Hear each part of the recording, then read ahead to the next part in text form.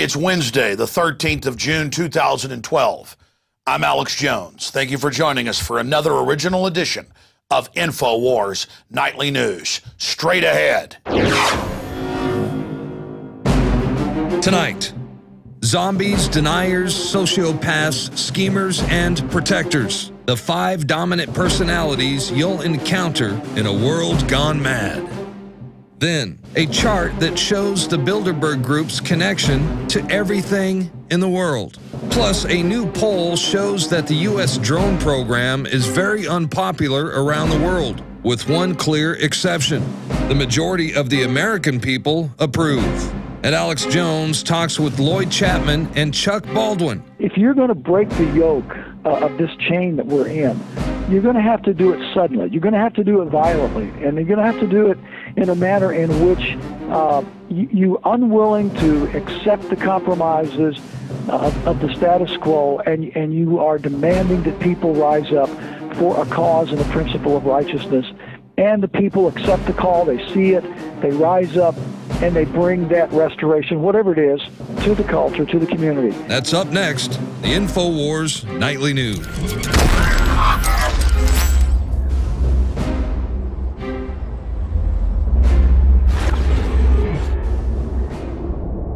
Again, thank you for joining us. Huge show lined up tonight. We've got Lloyd Chapman of the American Small Business League showing how the globalists are trying to shut down small businesses that supply 90% of the jobs in this country. Talk about deindustrialization. This is it. And we got Chuck Baldwin joining us to talk about Rand Paul. He's the guy that Ron Paul endorsed for president when he lost the Republican primary in 2008. Chuck Baldwin in the explosive interview coming up. First off, I'm glad the Business Insider picked up on this because we saw this map. I looked at it. It's incredibly accurate. Using computers, the researcher was able to connect the Bilderberg members, the 125 or so and their minions, to every major Fortune 500 company, right down into government, academia, you name it. The map is amazing. So computers are being used as a double-edged sword for liberty, not just oppression and tyranny. And you look at it, the 125 members or so, and the interlocking directorates of the Fortune 500, it's clear they want the world for themselves. They're not free market. As John D. Rockefeller said, competition is a sin. And the article goes on, but perhaps it's a compelling argument for why the meetings should be public. Absolutely, because most of these companies are living off government contracts, shutting down their competition, and using government to also go out there and create regulations that shut down their competitors, but that they themselves are exempt from. And you notice when we show the video that we're giving you the WordPress site that originally did this computer breakdown research. Amazing information. In fact, as of showtime tonight, 7 o'clock Central, Kurt Nimmo just got the tax filings of the groups that fund Bilderberg, that actually pay for the conference. And it's the big Federal Reserve member banks, of course. That article is also just up at Infowars.com via Kurt Nimmo. Speaking of other breaking news, continuing a week after Bilderberg aftermath, where David Rockefeller didn't show up and some other bigwigs didn't show up. It's really starting to fall apart because you can't have criminal activity if there's a spotlight on it. Exclusive, Bilderberg 1966 data dump, the war on nationalism exposed. We scanned some of the 300-plus pages of leaked, restricted, not-for-publication documents from the 66 meeting. Now they're all up at Infowars.com. And the article, exclusive, Bilderberg 1966 data dump, the war on nationalism exposed. And that's all they talk about is how horrible nationalism is. And why? Doesn't mean countries or governments are perfect. They don't want any government. They want a global government over what your so-called government, where they write the laws that they're exempt from to totally control you. And they are so upset over the fact that in a nationalistic system in history, you have a tendency of the people's will being exercised and freedom being engaged in. Countries aren't perfect, but they're firewalls.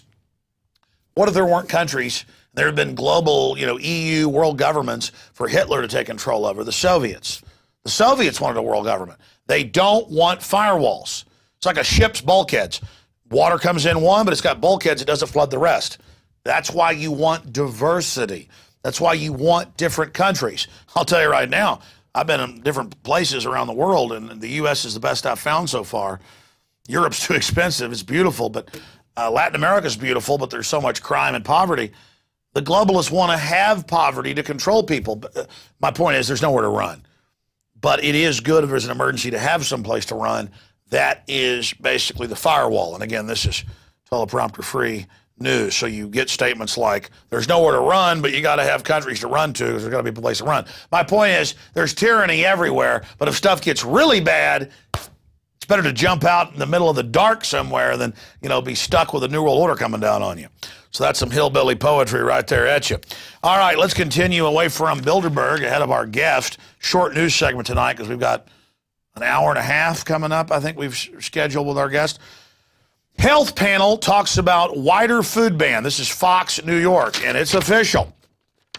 They want to ban popcorn and milk drinks, and not just 16-ounce soft drinks. See, sugar is evil, but if you want corn syrup full of mercury and lead, if you want aspartame that eats holes in your brains, if you want GMO, if you want mercury-laced shots, and 1 in 58 having autism from 1 in 25,000, if you want 10,000 increase in pediatric cancer, 2,000 plus increase in breast cancer, that's all healthy and fine. And as everybody starts dying, they're going to blame it on normal stuff like beef and chicken. And oh yeah, they've come out, that's coming next, that meat should be outlawed to eat. It's real bad for you. Actually, it's associated with the fact that human brains keep growing and growing and growing. Back when our ancestors didn't get very much meat, well, we were pretty stupid. Now, the truth is the brain is made up, the solid part, it's 70% water. The 30% that is solid, 91% is cholesterol. We have electrochemical computers, and we need it. We need essential fatty acids. We need it. And you need it from plants, you need it from animals. Yeah, is fish better than beef? Yeah, it is. We're overfishing that. Well, I'm now going off into a diatribe, as I always do. So don't try to get that popcorn and a Coke when you go to the movies. But you can eat BT corn that's got live pesticide in it that they engineered the plant to grow, so if bugs eat it, they die. We covered those reports a few months ago where the Associated Press was saying there need to be more. Monsanto says farmers are cheating and planting only their BT corn. There needs to be refuges for corn just for the bugs to eat, or all the bugs are going to die. We can't have no bugs. We just want to kill you, the people, slowly, painfully. For God's sakes, have some respect for the bugs and plant some corn for them to eat. Only you are supposed to eat this. And bugs are given a choice, pigs, you name it, not just bugs. They won't eat it. So there is that crazy report. And this is another amazing story. U.S. government study. Humans are national security threat to oceans and our planet. This has finally been put out. A new study published in Nature Climate Change, even though it's been disproven. I mean, climate's always changing. Pay us money, give up your rights, the climate changes, asserts that warming of the world's oceans has everything to do with the effects of man. This scientific research has climate change alarmists excited over new ways to direct man-made climate change into social meme. Well, yeah, they want the UN Law of the Sea Treaty, so anytime you do something on a river, a lake, they say that's part of it. It's world government over 75% of the water. Well, the ocean's 75, 1%'s fresh, so I'm sorry, 76% of the water. And who runs the UN? Goldman Sachs, JP Morgan, same guys that get the banker bailouts that want to raise your taxes and call you rich if you're making $125,000 a year. We have identified a human-induced fingerprint and observe estimates of upper ocean warming on multi-decimal timescales. So now your boat propeller is evil because it warms the ocean. Funny, there's more life in warmer areas. Meanwhile, though, there is overfishing in the ocean, but nothing's being done about that. No, they just want to say humans are bad, pay us a tax to use it. Leave it simple. It doesn't affect any of the globalist industries that are actually causing environmental problems. You want to frack and pump poison to people's water? Do it. You want to cut down trees, in old growth forests? Do it. You want a GMO and let it spread? That's fine. But darn it, let's tax what plants breathe, carbon dioxide. Holy mackerel. The sun goes up and down and how much resonance it puts off, how much heat. But the UN, they had a vote 2.5 years ago at Copenhagen, and they said, we have voted the sun does not affect climate and the heat of the planet. Well, let me tell you something. If you think we're that stupid, we deserve to be your slaves. The sun doesn't affect the climate. Really, when we're pointed away from it in the winter, it gets real cold. I thought that was Pluto's far away. It's like absolute zero. It's like when I had Rothschild, the heir to the Rothschild fortune on, because he had a book out where polar bears are drowning on the front. They can't swim. Pay him money's the answer. The Rothschilds own the big climate exchange on record and pay their minions like Al Gore and people. And they said in there, I said, well, wait a minute. The ice caps of Mars are melting. He said, well, that's because Mars is closer to the sun than the Earth. And I said, no, it's not. It's Mercury, Venus, Earth, Mars. And he said, no, it's not. And laughed because he thought my audience was general zombies that would just believe it. Again, the ether the tyrants swim in. Their ocean is your ignorance. So drain the swamp.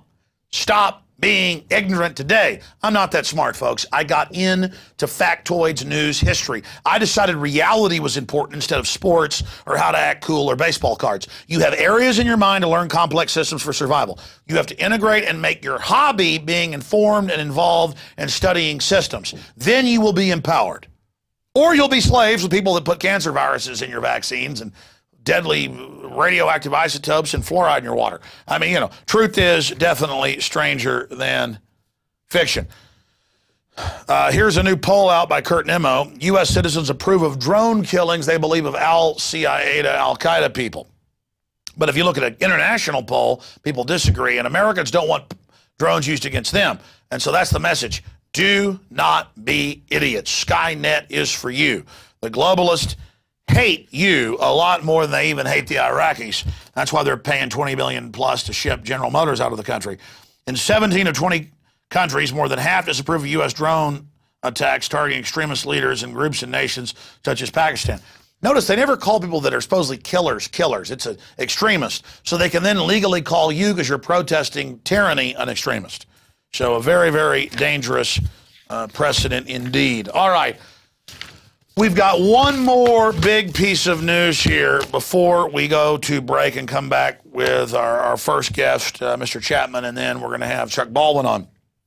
I saw this morning at Infowars.com. It comes to us from naturalnews.com.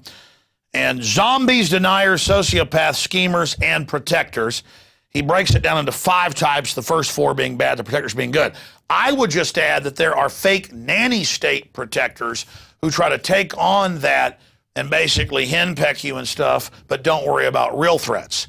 And the state wants to have the position of the only protectors when they're actually a combination of the zombies, deniers, sociopaths, and schemers, with above them, though, the psychic vampire. In fact, we went with Mike Adams' breakdown, but we should have created that.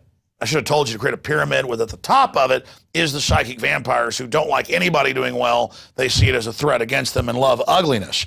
Like called a beautiful catastrophe is what I would call it. I don't see it as beautiful, but that's the mindset that these people swim in. So here you have it. First off, you have the zombies. And these are people put into a mind-numbed, induced television trance, Prozac trance, cognitive capabilities, they're insane, moral compass non-existent, desired agenda, self-entertainment, worship nothing, typical dress, rags. When you are not looking, they will eat your face. And that is what the public is starting to move towards, mind-numbed zombies. Let's move along here to the second type, deniers, or the trendy know-it-all. If they just think if they deny what's happening in front of their face or accept the tyranny, everything is going to be okay. Cognitive capabilities, medium to low, moral compass, malleable, does whatever the group tells them to, thinks that there's safety in being a mindless idiot. Desired agenda, get along, fit in, be popular. So if they tell them it's popular to run off a cliff, if you tell them to slit their throat, that it's Britney Spears did it, they'll do it. Worships material wealth. And material wealth's okay if it's at the top of your pyramid. And fashion, cars. I like cars, so I guess I'm kind of like that. Continuing, typical dress, business casual. When you're not looking, they will spread false gossip about you to engage in super trendiness. Okay, let's move on to more dangerous type, the sociopath. The sociopath could care less about anybody but themselves.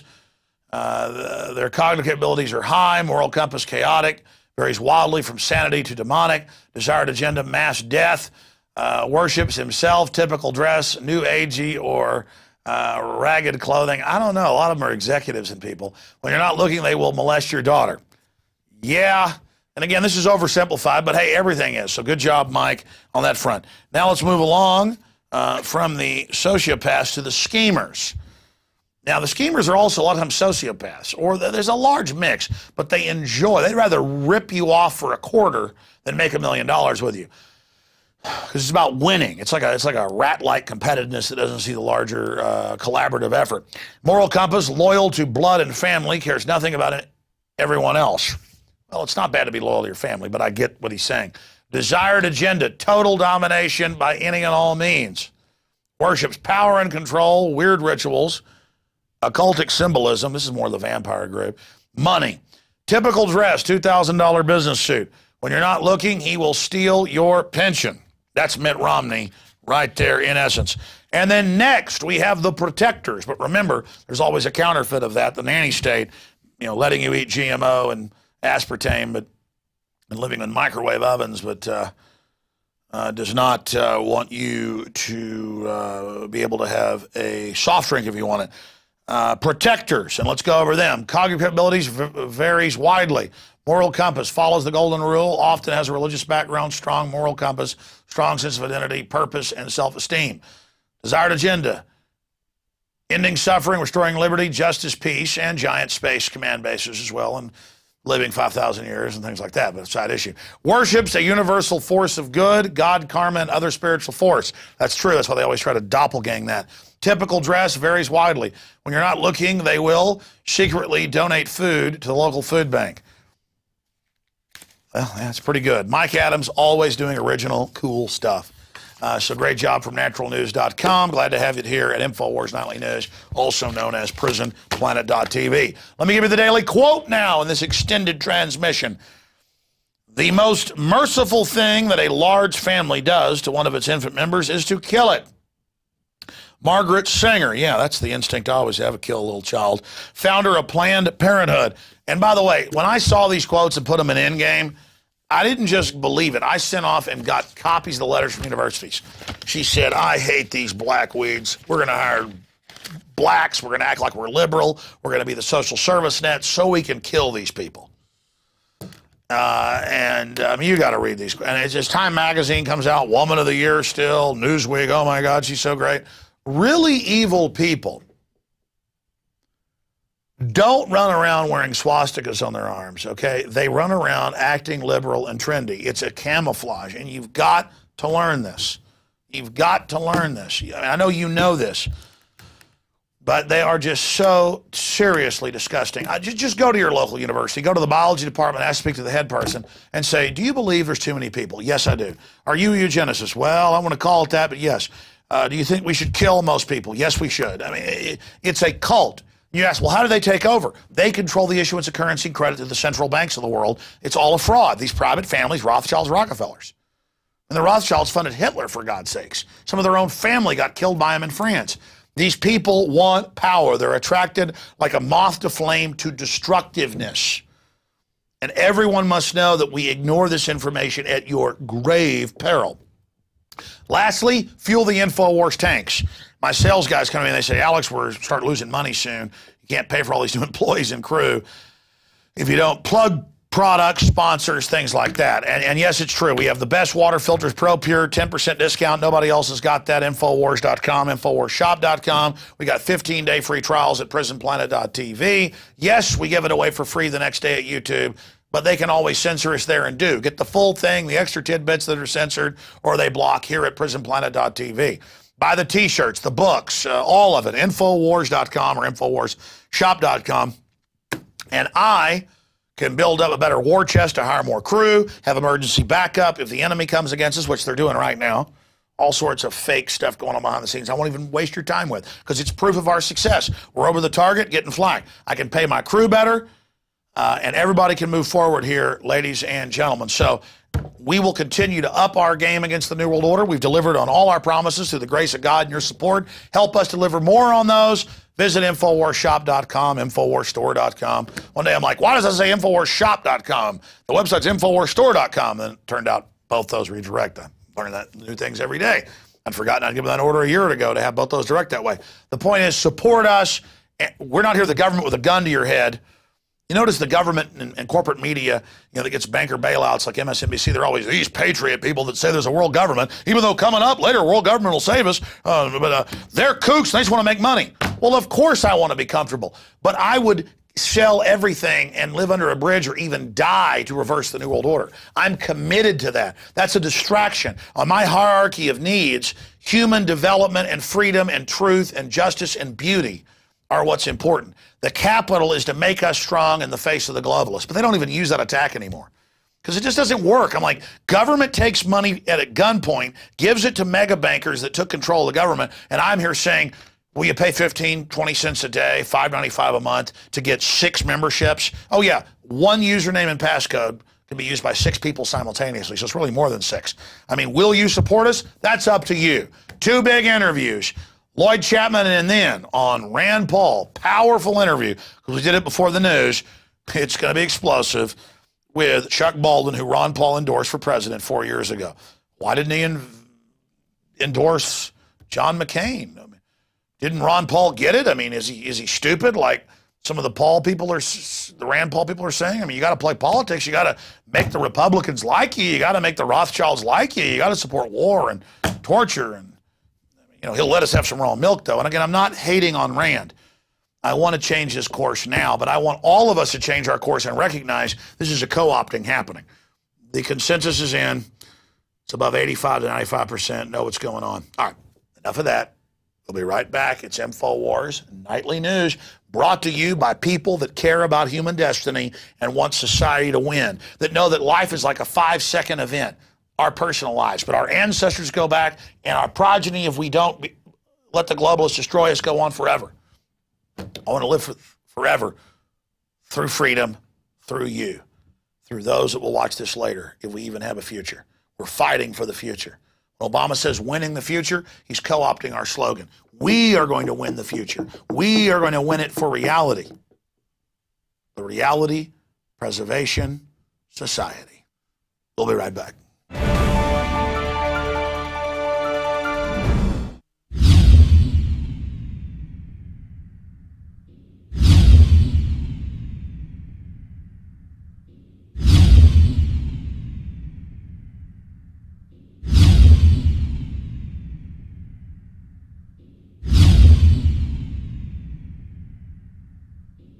Sick of the globalist eugenicist control freaks adding poison to your water and laughing as you get sick and die? Start purifying your water with ProPure. My friends, I've done a lot of research, and the best gravity filter out there, bar none, is ProPure, and it's available discounted at Infowars.com. Its filters are silver impregnated to prevent bacterial growth. There's no priming required. It's NSF 42 certified. Optional fluoride filters can reduce fluoride up to 95%. Easy to set up and use. Doesn't require electricity. Purify water from lakes, streams, ponds, and wells. This filter system leaves in beneficial minerals, which is key. Save money by not buying bottled water and avoid BPA that leaches from the plastic. ProPure is the best gravity-fed filter out there. It's what my family uses. Infowars.com already has the lowest price on ProPure, but if you add the promo code WATER at checkout, you get an additional 10% off at Infowars.com. You can also call to order 888-253-3139. And we're back here on this Wednesday edition of Infowars Nightly News. We're going to have a frequent contributor to the show over the years join us here in a moment, Lloyd Chapman. He heads up the American Small Business League. And then we're going to be joined by the Constitutional Party candidate endorsed by Ron Paul over John McCain in 2008. We're going to get his take on Rand Paul endorsing Mittens Romney. We're going to be talking to Chuck Baldwin coming up next here on this extended edition of Infowars Nightly News.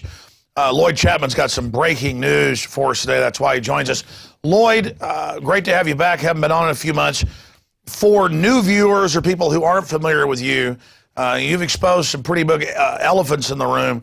Describe what your organization does and the laws that are out there that, hey, government contracts should go, part of them to small businesses, certainly American businesses, but that's not happening. You've discovered blacklist where small businesses aren't allowed to get it illegally. I mean, this is massive because it's one thing to have a big government. and argue the American system, it gives contracts. Well, that's always been a danger because then that system becomes corrupt, obviously, and you've been spearheading this, and now there's a lawsuit dealing with it. So recap it for 5 minutes for laymen out there like myself, and then expand into all the new developments. All right. Well, according to the U.S. Census Bureau, small businesses create over 90% of all net new jobs. The Kauffman Foundation did a study about 2 years ago that said that small businesses have created 100% of all the net new jobs since 1980. That means that Fortune 1000 corporations haven't created one net new job in 30 years. So here we are in the middle of the worst economic downturn in 80 years. And there's a federal law, the Small Business Act, that was passed around 1953 that says that 23%, a minimum of 23% of all federal contracts should go to small businesses. Well, that's a good idea. It was actually, I think, one of the most effective economic stimulus bills ever passed by Congress to direct 23% of government spending to the small businesses where most Americans work, that generate most of the gross domestic product, over 90% of net new jobs, over 90% of U.S. exports. If you're trying to create jobs, you've got to give the money to the people who create the jobs, not small businesses. Well, here's what we uncovered about 2002. I found out in 2002, by going through the government's database of small businesses, I discovered hundreds of the biggest companies on earth, not just Fortune 500 firms in the U.S., but some of the largest companies around the world were getting small business contracts. So as opposed to the 23% that the middle class, the small business are supposed to get, they're getting maybe 2%. And there have been a dozen federal investigations that have come out. The SBA Inspector General in 2005 said that the diversion of federal small business contracts to large corporations is one of the largest challenges facing the Small Business Administration and the entire federal government. And so the American Small Business League works every day to try to get the government to simply quit giving small business contracts to Fortune 500 firms here in the U.S. and some of the largest companies around the world. And of course, they fight back pretty powerfully. Well, sure. Here's an example. I saw this a few years ago. J.P. Morgan has one of the biggest contracts to administer welfare checks, Social Security, and the phone help numbers. And it turns out that's been outsourced to India. I mean, my God, we should make these people on welfare go get jobs, phased in, answering the other recipients' calls. I mean, this is crazy, but it's not really, because there's a larger program with Agenda 21, the regulations, arresting the Amish, going after people with lemonade stands. The multinational corporations that have taken over the world, they don't want small businesses anywhere. I mean, that's the enemy, and you're one of the only groups out there, because you never hear about this issue in the media anywhere, saying, hey, the contract should go to American companies, and they should go to small businesses. And so, again, last time you were on, you exposed your big discovery, that there's a secret blacklist. I mean, this is amazing. Yeah, they were going to come up with a blacklist where they could secretly blacklist those small businesses that they didn't want to work with, and they were going to exempt it from the Freedom of Information Act. This sounds like something, from a science fiction movie, but we exposed that and shut that down with your help, by the way. And the things that go on are just really unbelievable, but you're right, the mainstream media won't cover it.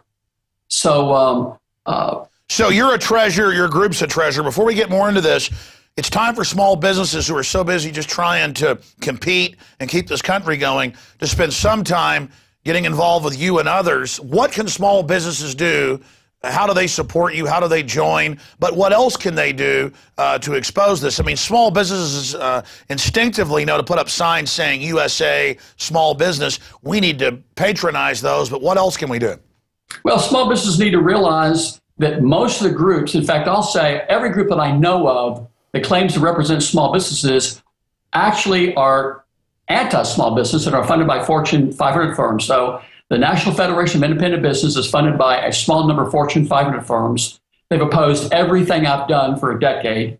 The U.S. Chamber of Commerce is funded by large corporations. The National Small Business Association is funded by Fortune 500 corporations. Every group that you would think is there to help small businesses, like the Small Business Administration, are actually just the opposite. They lobby for legislation to help large corporations, and I think they're anti-small business. So as far as I know, and if I'm wrong, someone please let me know, the American Small Business League is the only national small business organization that's not funded by Fortune 500 firms, that doesn't take money from Fortune 500 firms. So that's my statement. If anyone thinks I'm wrong, let me know, but I don't think I am. And people should go there and join, but I mean, get your press releases out to their friends. People, can join the American Small Business League, donate. We're filing lawsuits almost every month. I've won, countless legal battles against the federal government. And the U.S. government is the largest purchaser of goods and services on this planet. And there's a law that says they should do 23% with small businesses. That's a huge chunk of money. That should be around $230 billion a year. We think small businesses are getting maybe 1/10 of that. And if you're a small business, the government buys what you're selling. You need to look into this, go online and do some research. But whatever you're selling, they're buying it. And by law, they should do 23% with small businesses, and they're not hitting it. So it's a huge opportunity for legitimate small businesses. But we need to get the story out in the media more. So small businesses all around the country need to contact all the local media and talk to them about this, because these large corporations that are hijacking all the small business contracts, those, as you know, Alex, are the large corporations that really control, have so much control in Washington, so much control in Congress. And those are large corporations that fund the big lobby firms on K Street in Washington. So they're opposing us. So we're a small trade group, out of Petaluma, California. We're up against the defense and aerospace industry. And they just spend hundreds of millions of dollars. But it's kind of a David versus Goliath, because I've seen you have a lot of successes. Because what's happening is so outrageous, you're more of just a whistleblower. You're raising the alarm. And I want to expand on this and talk about some of the new lawsuits. But it's not just small businesses now. These globalists state they want a post-industrial Europe, U.S., Canada, Australia, where we had traditional freedoms, to bring us to our knees. I mean, they've made those statements, Maurice Strong, Ted Turner, countless others. We saw, 3 years ago, or 2.5, $22 billion of taxpayer money in a bailout to GM to move it to Eastern Europe, Mexico, Brazil, and the biggest factories of China. So it's not just small businesses targeted, even things like GM, the heart of Detroit, the heart of Michigan, once our industrial base, the factories that made our tanks, that's being offsourced. Even the parts for weapons are being made in China now. I mean, This is really not just the establishment trying to make money. They're bending over backwards to shut down business in this country, period. Why do you think that's happening, or do you have any comments on my statements? Well, you've got these, corporate giants here in America that are just trying to maximize profits. They're not trying to create jobs. They're not trying to help the U.S. economy. They're trying to make as much money as they can and pay as little income tax as possible. And to tell you the truth, they can do anything they want to do, seems like to me.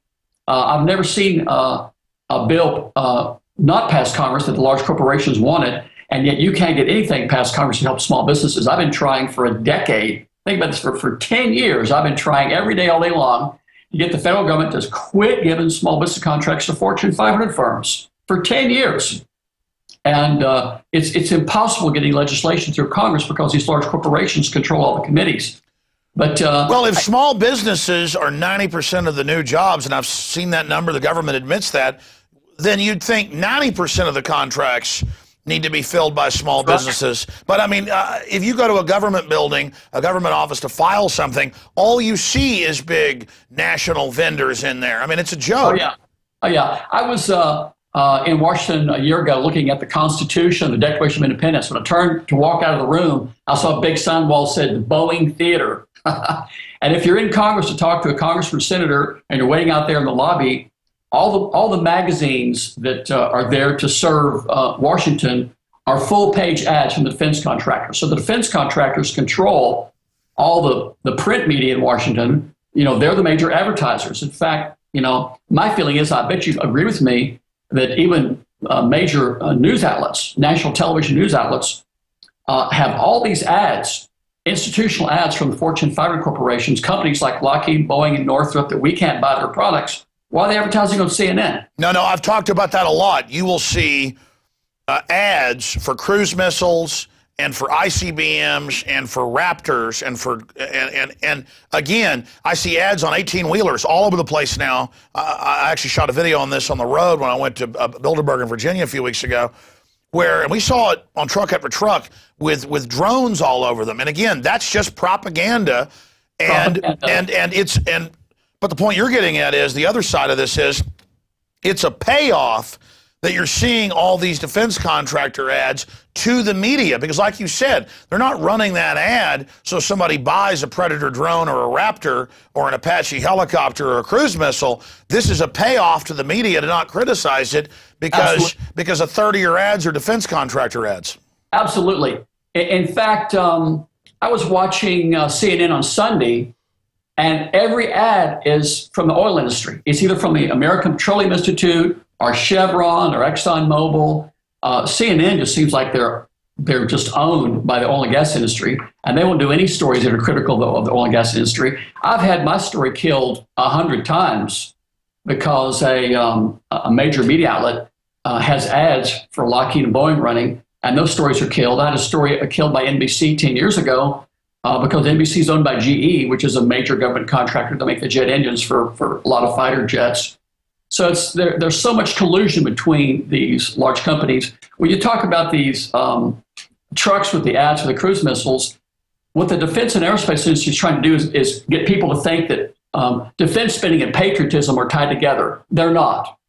And people need to realize that you know, the Boeing and Lockheed and defense contractors try to wave the flag in their ads and make people think, oh gosh, we make cruise missiles, so we're patriotic, and you know, you should support us and you know, support America, be patriotic. So people need to understand defense spending and patriotism are not one and the same. And these big defense contractors are cheating our country out of billions of dollars. They're cheating small businesses out of billions of dollars. And it's just really unfortunate you can't get this story in the major newspapers, you know, around the country. But Lloyd, I want you to get into the new news, the reason you're here today, and the lawsuits and the latest things, the latest battles, things that are on your radar screen. But before we do that, I want to bring up something that I've never asked you here on air. You started out your career, you're from Texas, working for a legendary gentleman, Bob Bullock. And you could say what you wanted about Bob Bullock, but he really did try to build things up in Texas. He did try to create jobs. I mean, I know a lot of people that knew Bob Bullock, and that was really what he was focused on in the legislature. That was a kind of an old line, type. You could even say boss hoggish. How is the old style system different from what we have today? Because, you've been doing this a while. I mean, am I wrong to say things are getting worse? They're getting more corrupt? What would Bob Bullock say about all this? We can't say what he would say, right? You can't say it. I loved him. He was my hero and my mentor, and I learned so much from him. And he was just a wonderful person, and I think about him all the time. He would think this is all, just a load of baloney. He wouldn't use those words, but well, I mean, that's the thing. Even old line politicians weren't perfect, but they weren't as just totally cutthroat. I mean, nowadays, like you said, anything can be done. We have NATO saying they command the military, and Congress says okay. We've got the president saying he'll kill citizens whenever he wants, and they're announcing troops on the streets and TSA. I mean, it's just so crazy. Why do you think this is happening? Because, to tell you the truth, the public is, they're like sheep. They're just like sheep. If you go out and talk to people, as you've probably done, they don't really understand what's happening. You can't get the truth about what's happening from watching ABC, NBC, and CBS, and CNN, and Fox. That's not the truth. That's their slant. But people are naive. And I'll tell you something, and I think you probably found this to be true. The abuses that have been uncovered are so horrendous that people can't believe it. One of my biggest problems is when I call a reporter and say, hey, I've uncovered $1 trillion in federal contracting fraud, click, they hang up. They can't believe that it's true. It's just beyond their belief. I talk to people all the time that it's just beyond their belief. You talked about what's going on currently. The Russian-owned defense contractor just got $370 million worth of contracts in America that's supposed to go to small minority-owned companies. That's unbelievable.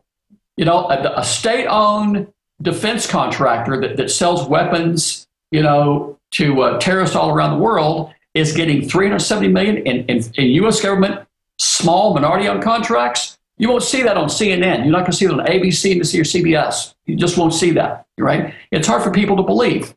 But well, exactly. In fact, we're going to play a clip of this right now since you brought that up, because I meant to play it on last week's show. I came across, I was looking for an article again because listeners didn't believe me that $2.3 trillion had disappeared at the Pentagon in just the 5 years before Bush got into office. The last number I saw last year, it was over $6 trillion. I always say billion. It's hard to say trillion. Just missing.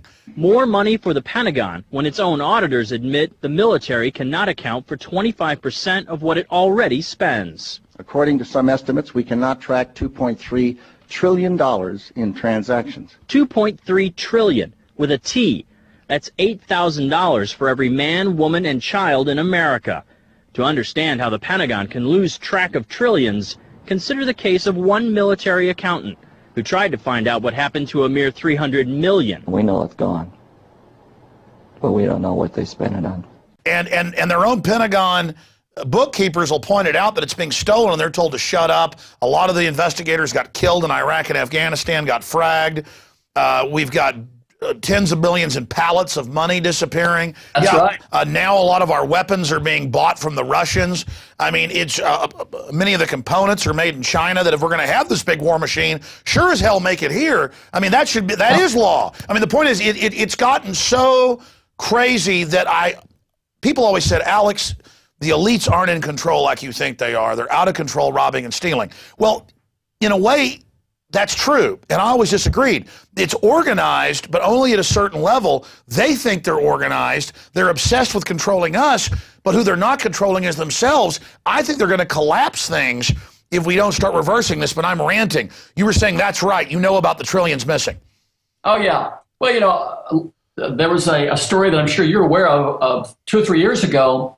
A military transport flew to Iraq with $12 billion in cash, shrink wrap in $100,000 bundles. They called them bricks. They lost $9 billion. They lost it. $9 billion in cash. That story should have been on the front page of every newspaper, magazine in the country. It should have been on national television, every day, over and over. Nobody even heard of it. And by the way, it was in a few papers, but just, $9 billion this year got lost. I have family in the military.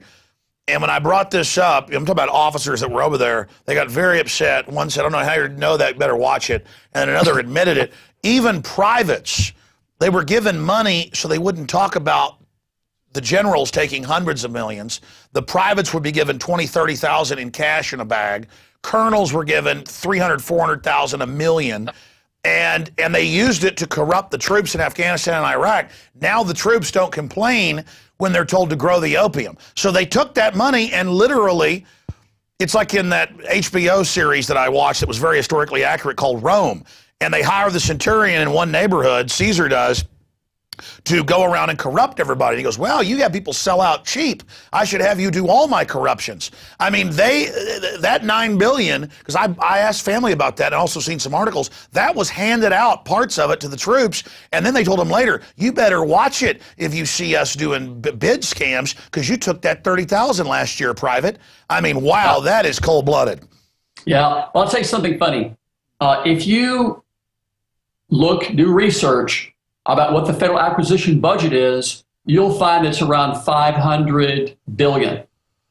The truth is, it's twice that. It's $1 trillion. So Congress talks about it being $500 billion. Stories in the media talk about it being $500 billion.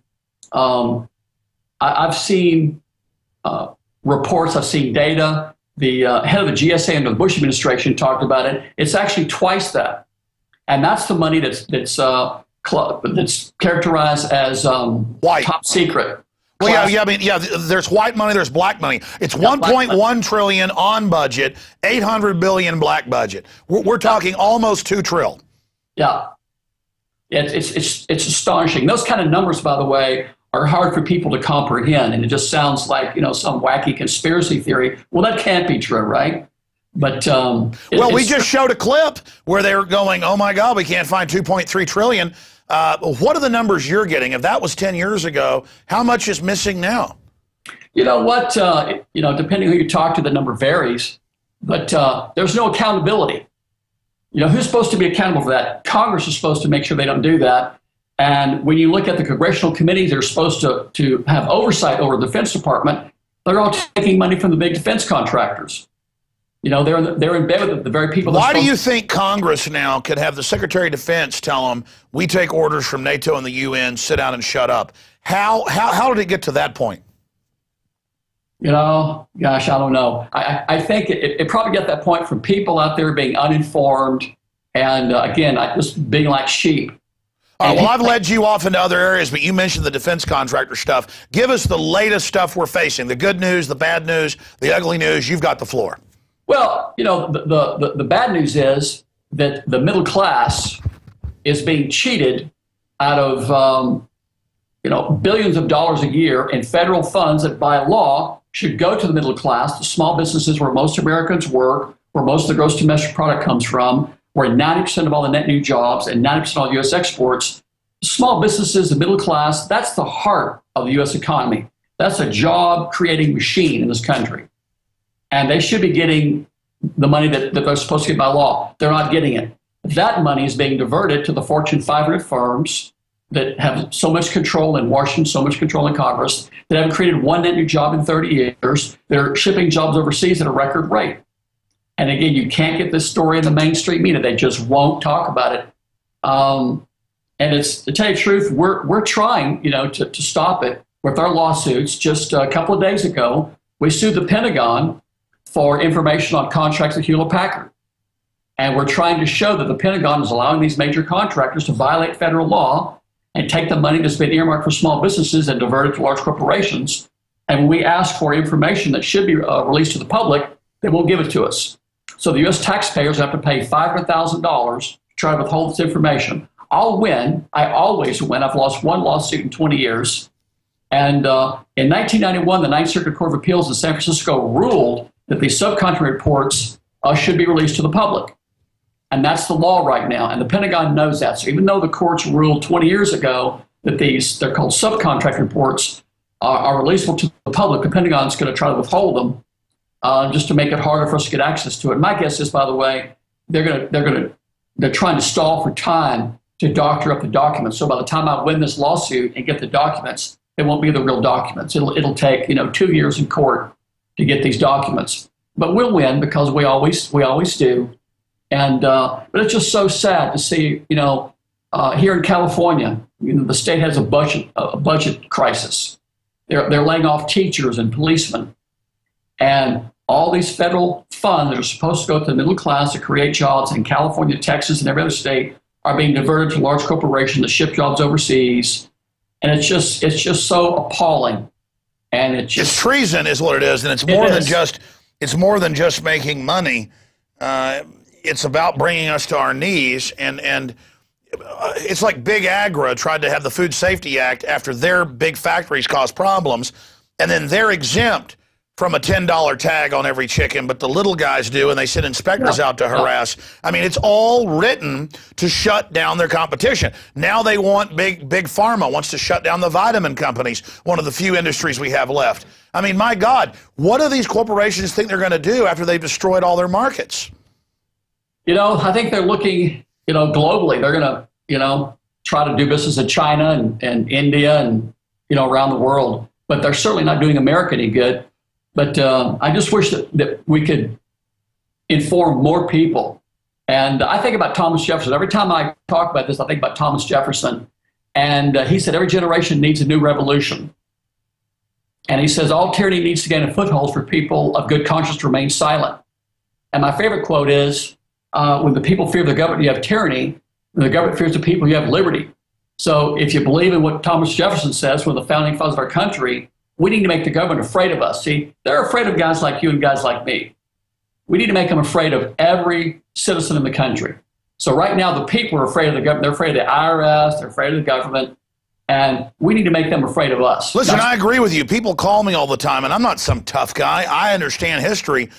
I'm scared of bending over and being run over. I understand the only shot. I grew up with bullies beating me up all the time. I learned when I finally started fighting back, even though they were 3-4 years older than me, and tough, and I lost. I didn't get beat up every day when I got off the school bus because they learned, oh, that guy's going to fight back. That's right. And so a nation of sheep will be governed by wolves, to quote another founding father, Benjamin Franklin. And we have that quote about when the government fears the people, there is liberty. When the people fear the government, there is tyranny. That's hanging up in our main entrance here at Infowars.com headquarters, because people in the military, the police, they go, you're right, but I'll get on a list, they'll come get me if I speak out. I'm like, look, the fact that you know that's the total proof, get on the list. Let's have it, let's all be on the list. We haven't done anything wrong. It's the law that the small businesses are supposed to get a paltry 28%. It should be like 80%. What percentage? 23. Okay, 23, so it's 23, they said 28. I mean, that's pathetic. I mean, it should be a higher number. I mean, this is amazing. How do we expect to keep operating, or there to even be tax rolls, if government spending goes offshore? Yeah, it's the public is getting immune to this. These stories, come out, and quite frankly, remember this GSA story that came out a month ago? We would have never heard about that except that there was all this video, right? So stories that are much bigger than that never get, aired because there's no video. But my favorite Thomas Jefferson quote is this one: "The tree of liberty needs to be watered from time to time with blood of patriots and tyrants." And I'd like to start thinking, who are the tyrants in this country? If Thomas Jefferson were alive today, who are the tyrants that he thinks need to have their blood watered the tree of liberty? And here's a radical statement I'll tell you. My personal belief is we don't need more young people that are willing to die overseas for America. We need people who are willing to die in America for America. Well, I'm going to steal that from you, or at least willing to speak out and get involved. That'll get me in trouble. Yeah. No, that's really well said. People do need to fight here in America. That's right. Well, that's what I tell the info warriors watching. Folks, you're it. I mean, you're the front line. You're all there is.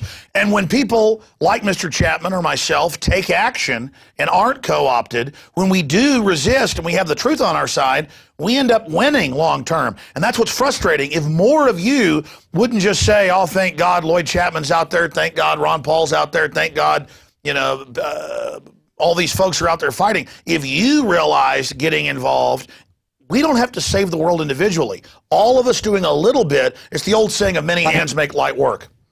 Dissent is the highest form of patriotism. And if you think you're patriotic, fight the government. Don't let them do this. Fight the government. Get on the list. My attitude is, come get me. Come get me. I'm not going to sit here and watch the government cheat the middle class and cheat small business out of billions of dollars a week and just sit here. I'm going to do something about it. And one person can do a lot.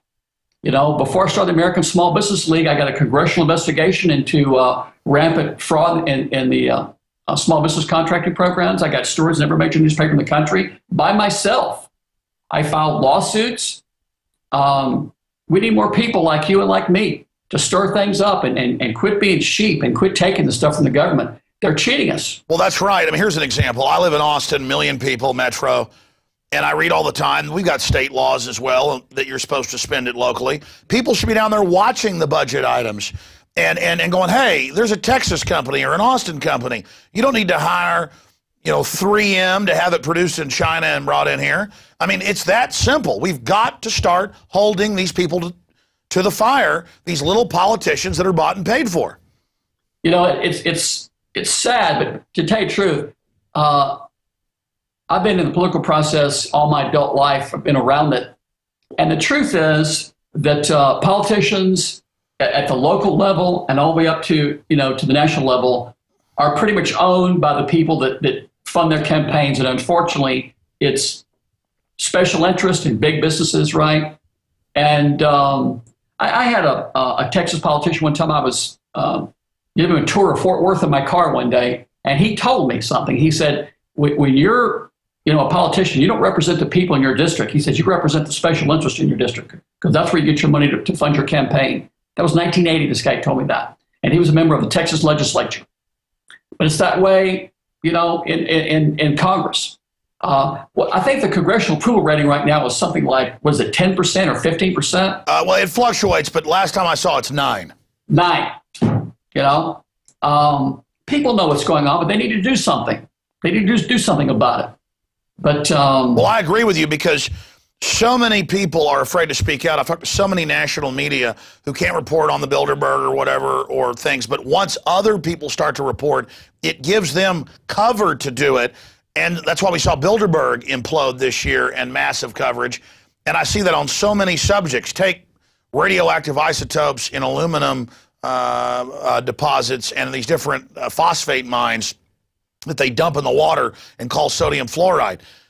I had scientists on a decade ago, started covering that just occasionally. Now there's news reports everywhere. It's coming out. There's radioactive isotopes in the garbage they're buying from China, but also Florida. That's the leftover garbage from these mines that they use for fertilizer that they're dumping in our water. And again, that sounds so cuckoo that a lobby would take a toxic waste and put it in your water and then call it fluoride. So we're not even debating getting fluoride out.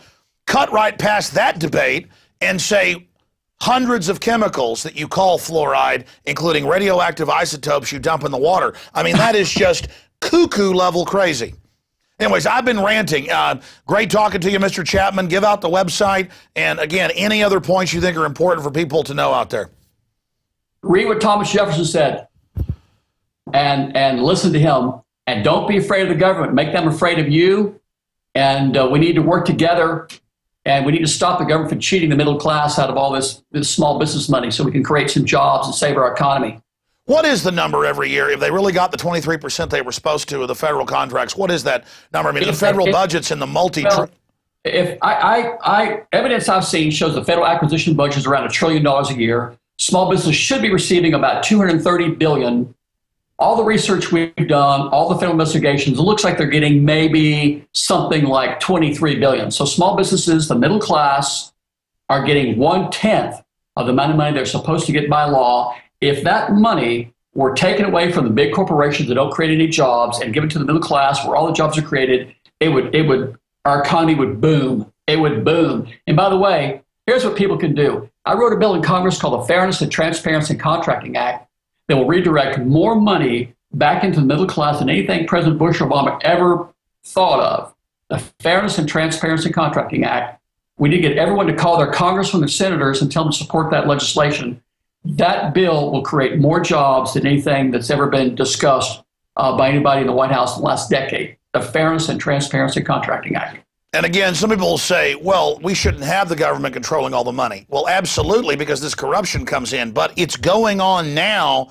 They should at least follow the law to not have contracts not just be Fortune 100, but also be overseas. I mean, this is a no-brainer that if the money gets spent locally, it'll go back into the economy. But if it goes offshore, very little of it's ever going to come back. And that's why, I mean, hell, they've been saying that we ended the recession 3 years ago. All the economists say it's a depression now for 5 years. Right. Half the restaurants I've been going to that were open for 20 years are gone.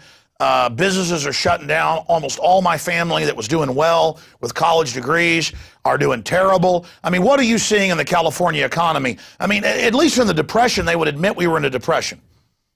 Well, you know, the government has a lot of power in the media.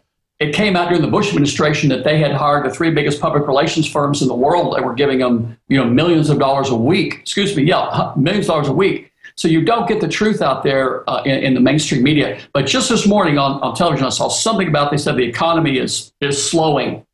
And that's the best we're going to get. But the economy in California is suffering. The state's, suffering. We have a huge budget crisis they talk about. Again, they're laying off, policemen and sheriffs and firemen and teachers. So every state's suffering. And to me, it's not going to change until we get the government to quit pandering to the large corporations that don't create jobs and start helping the small businesses that do create jobs. It's real simple. If you want to create jobs, you got to talk to small businesses because they create the jobs, not large businesses. Well, that's a whole other issue. I've actually, a year ago, because I've got over 30 employees, crew members, and some contractors because they choose to be contractors. I'd rather have them as employees. But I called the city and got a hold of people, and I'm like, I noticed that foreign-owned racetracks being built, they get tax exemptions and even paid for with tax money. I noticed Apple's coming here. They get, waivers on property taxes and franchise taxes and all these hidden taxes that are really business taxes. I said, I'd like to come down there and have a meeting. And they just laughed and they said, we don't really do that for local businesses. It's basically the council has to bring it up. And so basically, if I'm not Apple or I'm not whatever, and Apple, by the way, is only going to hire a few hundred people. I've seen them with big multinationals come in and maybe hire some companies 15 people. And they get basically no taxes, but then I'm here, and they've got these, every year, these franchise inspectors come by and want to, for every table, every thing I've got, they charge me a percentage, and they're obnoxious. And it's like, I'm bad because I actually have a business, a media system, but they see it as a business here in Austin, and I am a piece of trash.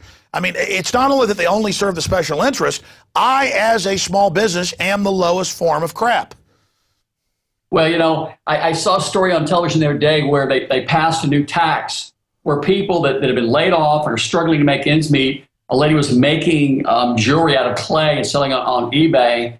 I have a new tax to tax people like that, where ExxonMobil made record profits in 2010, paid no federal income tax. So it's unbelievable. It's just unbelievable. But I learned this when I was working for Mr. Bullock. When you've got a tax burden, like a balloon, let's just say there's a balloon here, and that's your tax burden, and you squeeze one in and cut the taxes for large corporations, that burden goes down to the general public. That's what's happening in America today. The large corporations aren't paying their fair share of taxes, so that burden goes on to the middle class, the public, and they're taxing us more. And you see the reports coming out that the middle class income has gone down, I think, for like a decade, something like that. But I saw a number of, we've lost 40% of our wealth in 5 years. That's it. Yeah, I saw that today. Yeah, the Federal Reserve is very proud to tell us that. Lloyd Chapman, your website again for folks out there. ASBL.com, American Small Business League. They can also see me on YouTube. Absolutely. All right. Thank you. You're doing very important work. You're pointing out the elephant. Thank you. You're pointing out the elephant in the room. That's why they try to ignore you. God bless you. All right. All right, folks.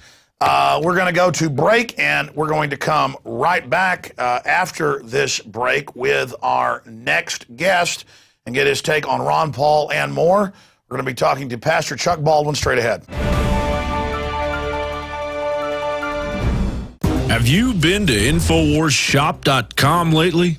Express your inner patriot with these brand new InfoWars t-shirts. Say it loud with the InfoWars Bullhorn shirt, or educate the sheeple with the Bill of Rights shirt. Grope the public's mind with the TSA shirt. And with this shirt, you can let the dark side know of the Rebel Alliance's power. All available at InfoWarsShop.com. For more than 6 years, I've talked on the air about creating a social network. PlanetInfowars.com is in its beta phase. We're just launching it, and I want to invite all of you out there to be in on the ground level. Planet Infowars is about people coming together, forming activist organizations, getting involved politically, hunting and fishing, gardening, dating. This is a place for people who love freedom to meet and to talk and to write and to post information. And I give you this pledge. We are not going to spy on you and sell your data to the New World Order. PlanetInfowars.com is free, so people who love freedom can get together, connect with people who are awake and know what we're facing. Be active, organize, take action, go viral, create, contribute, resist, because resistance is victory. You are victory. It's waiting for you to breathe power into it. PlanetInfowars.com. And we are back and joined by Pastor Chuck Baldwin. Now, Chuck Baldwin, of course, led the Constitution Party to its most successful run in 2008. And Congressman Ron Paul, Dr. No, who voted no on every tax increase, illegal wars, everything. Who did he endorse when he was unable to win the nomination for the Republicans? Was it John McCain? Because, hey, that's what you're supposed to do to make the party like you. No, he endorsed the only other person running with principle, and that was Chuck Baldwin, Pastor Chuck Baldwin, author, radio host. And he joins us now. I'm not going to spend all day getting into the Pauls. We love Ron Paul. We love Rand Paul. They're both good men, but they've hired a bunch of mainstream Republican advisors. Their campaign for liberty is starting to endorse people whose wives are CFR, who support property taxes in Texas, Mr. Cruz. We're seeing a bunch of other stuff, supporting sanctions on Iran, which Ron Paul has said is an act of war. It is. I'm not a fan of the mullahs, but I don't want another globalist war. We're seeing a big change from Rand, getting lined up to run for president later, they say. They said, well, we got to make mainline Republicans like us. Funny, I thought we should be the alternative to mainline Republicans and Democrats and the rest of them and point out the Constitution. We don't change, we change the world. I mean, compromise has gotten us here, but I'm ranting on the subject because it's personal for me. I ignored a lot of the signs the last 6 months that Rand was starting to go mainstream, and then Rand called us up to come on. I thought, he's giving us a bone, and I've just got to say it. We're here to get Rand and Ron back on the right path. People say, well, Ron didn't do this, Rand did. Look, Ron Paul announced last Thursday, the same day, that, hey, we're not going to win the delegates now. The same day Rand came out and did that, and we haven't seen any comments from either one of them. This is a firestorm, and I understand they're just the focal point and been the focal point. Ron Paul said that himself, but we want to continue them on the right path. I don't want to sit here and watch them burn for my ego. That makes me feel terrible. I'm invested in Ron Paul and Rand Paul, but enough of my ranting. I've got a bunch of questions for Chuck Baldwin, Pastor Chuck Baldwin, Patriot Chuck Baldwin, who's never compromised. Great articles he writes, radio shows he does, amazing info we carry at Infowars.com. His website's ChuckBaldwinLive.com. He joins us now. Now, I didn't ask him during the break what his view is. I talked to him a few minutes. We're going to find out now from Chuck his view. If he disagrees with me, I kind of hope he does. I hope he tells me I'm wrong. Or am I right about this being a big deal? Look, the supporters out there, we've run polls. One poll was 95%. Latest poll is 85%.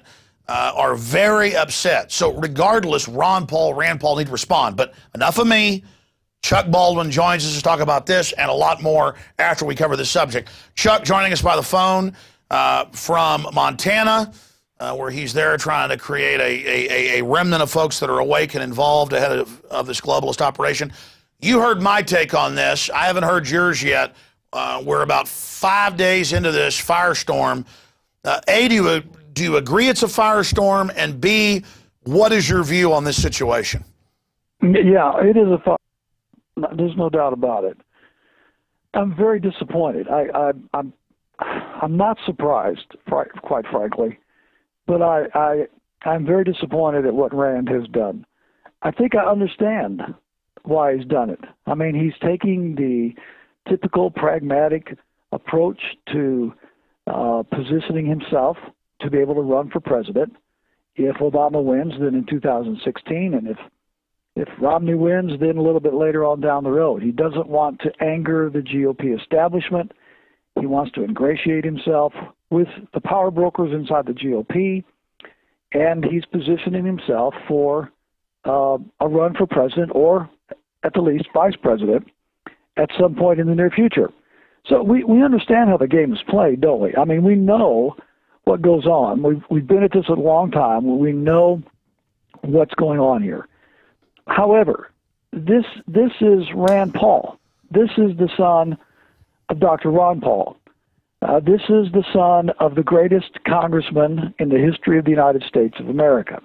This is the son of the man who is the iconic representative of the patriot movement throughout the United States of America. So for Rand to do this, it brings it into a different dimension. Now, I'm going to be a little bit softer on Ron than you are. Ron has not endorsed. Ron has not made a public statement relative to what Rand has done or to the Romney candidacy. I will be very surprised, personally, if Ron does endorse Mitt Romney. I don't think he will. Did he and Rand talk about it before the decision was made publicly? Oh, I'm sure they did. But this is still Rand's decision. I think Ron is going to maintain his no-compromise position. I think if Ron came out and endorsed Mitt Romney, it would be perceived as a sellout of the absolute worst magnitude. It would be an atomic blast, politically speaking, as far as the Patriot movement is concerned. I don't think he's going to do that. I don't think he's going to risk his reputation, his honor, his credibility, his integrity, and all that he's worked for over 2.5 decades by doing something such as that. I don't think he will. Now, Rand did it. That's bad enough. And many of the rank-and-file patriots around the country are now coalescing around one position or another.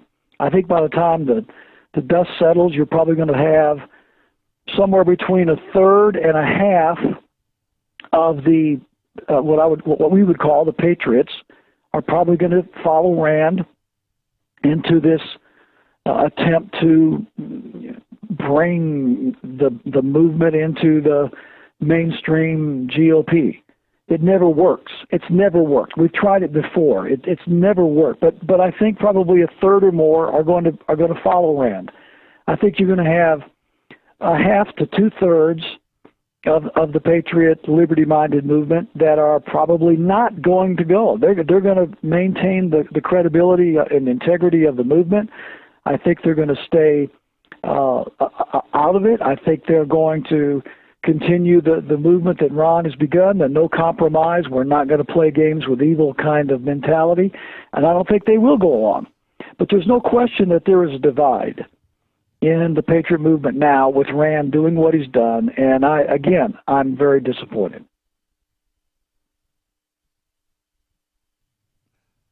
I'm just speechless by what you're saying because it's so dead on that you've crystallized what I've tried to explain in hours on air in the last few days. I feel personally hurt because I ignored a lot of the signs that Rand was turning in the wrong direction when my listeners brought it up the last 6 months and said, no, that's not true. And then finally, when he endorsed Romney so enthusiastically, and I saw the coordination with the Ron Paul campaign saying, oh, yeah, we're not going to win the delegates now. I mean, I knew they weren't going to win months ago, but they kind of kept people going along to maintain the support. And I thought Rand Paul must have some plan. Ron Paul must have some plan. And then now I've seen the response. Finally, Rand did an interview yesterday. And I mean, there's an incredible quote where he said, there are things between good and evil. Sounds like that, famous statement people make before they start compromising to it. And look, he without sin, let him cast the first stone. I'm not on some high horse either, but this is, as you said, Rand Paul, who ran in Kentucky as a chip off the old block. Apple didn't fall too far from the tree. But my gut, my spirit, my discernment, when I learned this Friday morning, because I'd gone to bed early that night when he made the announcement, I hadn't heard it till Friday morning about 6 a.m. when I got up, was a punch in the stomach. And my gut, my discernment, my spirit's never wrong. I always, previously ignore it, only at my own peril. And I can hear, Rand say, well, he thought people would be disillusioned with this, but he thinks it's the right thing to do to play politics. Well, you know what? If he thought that, he should have come out and given a press conference and said, I don't agree with a lot of stuff, Romney does, but we've got to position ourselves and take the party over. Instead, I see Ron Paul saying, be respectful when they cheat you out of the delegates. Basically is what's been said. Hey, I may not go to the Liberty Fest, big, huge event that's been planned for months.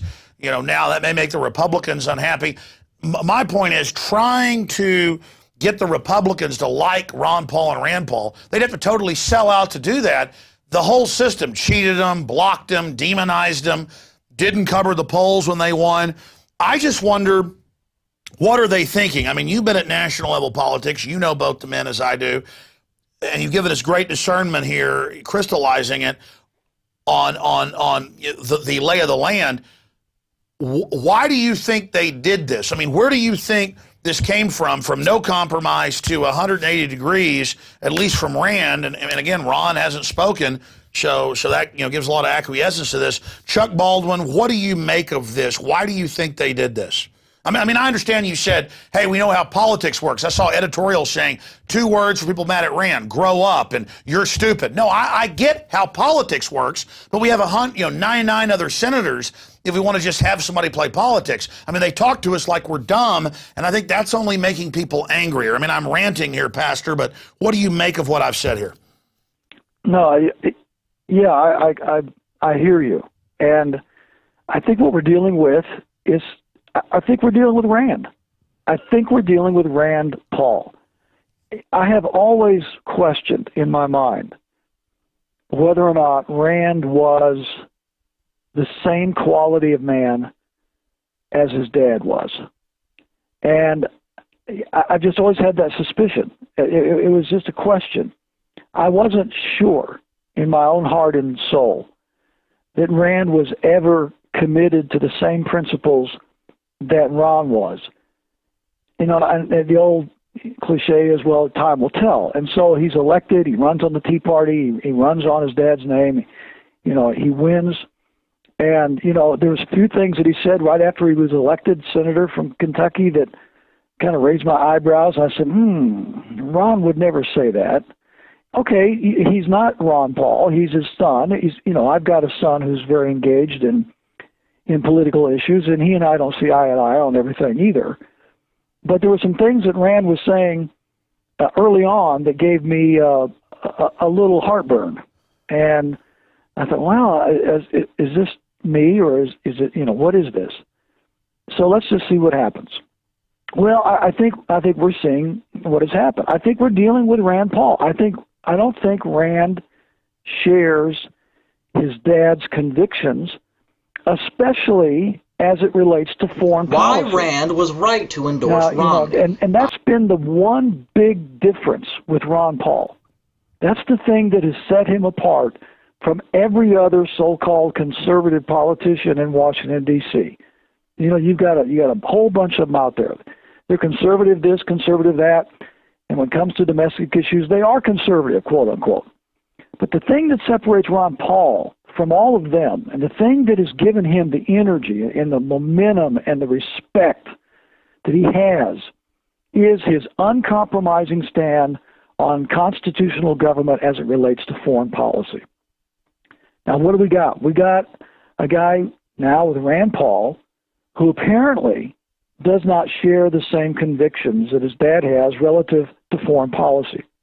I mean, I'm going to go back to the interview that he had with Sean Hannity just recently. And he talked about the meeting that he had with Romney. And they talked about all these issues upon which they agreed. And all of the issues that they agreed on were issues that were, not for lack of a better word, they were the fluffy domestic issues that, you know, you wouldn't have a lot of difficulty disagreeing on with just about anybody who called themselves a Republican conservative. Yeah, it's not that abortion isn't absolutely important, or gay marriage, homosexual marriage. The point is it's injected as something to never be settled to get us fighting with each other instead of the foreign Federal Reserve running the country. Well, everything that is collapsing our country today relates to America's foreign policy. And that includes this police state that is being created by this super surveillance state that's going on. That's all happening as a result of this unconstitutional globalist foreign policy that's been dictating the State Department and all the other international agencies of the federal government since at least the Carter days. All right? So that's the thing that has set Ron Paul apart. He has refused to compromise on those issues. He has steadfastly championed the constitutional position on a just foreign policy decision-making process from the executive branch of the federal government, whether it be Democrat or Republican. He's never compromised on that. He stood foursquare on that. And I think that's where we're seeing the separation between Ron and Rand.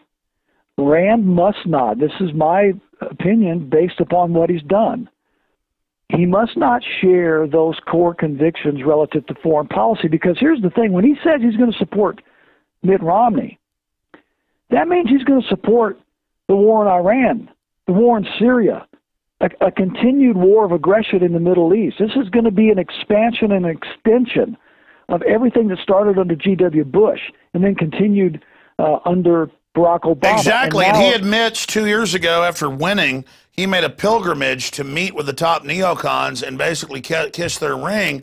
And again, they say give up our rights because of Al-Qaeda, and then it's in the news they're using Al-Qaeda to take over Libya and now Syria, and Al-Qaeda says they're going to kill all the Jews in Syria and expel the Christians, and Hillary Clinton's making up massacres and stuff. I'm not saying Assad's a good guy, but I mean, this is so crazy, and and again, Romney is literally like the devil. I mean, if it was like Charles Key or somebody, you know, who's a mainline Republican but exposes corruption, you know, from a state level, and he endorsed him, I'd like that. Or if it was somebody, you know, at a national level, they were endorsing him who wasn't perfect on every issue.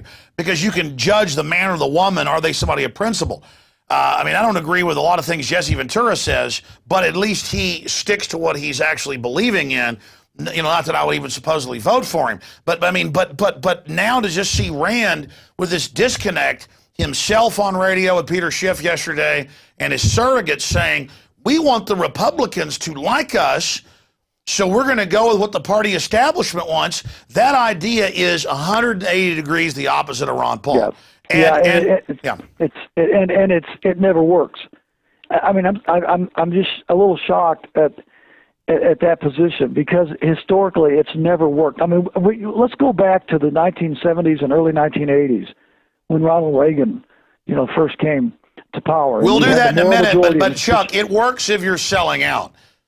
Yeah, it works. That's right. It works if you don't really care about the principles that you say you espouse. It works if you don't mind this you know, slow motion suicide kind of a thing going on, where you never gain any ground and you're always going backward.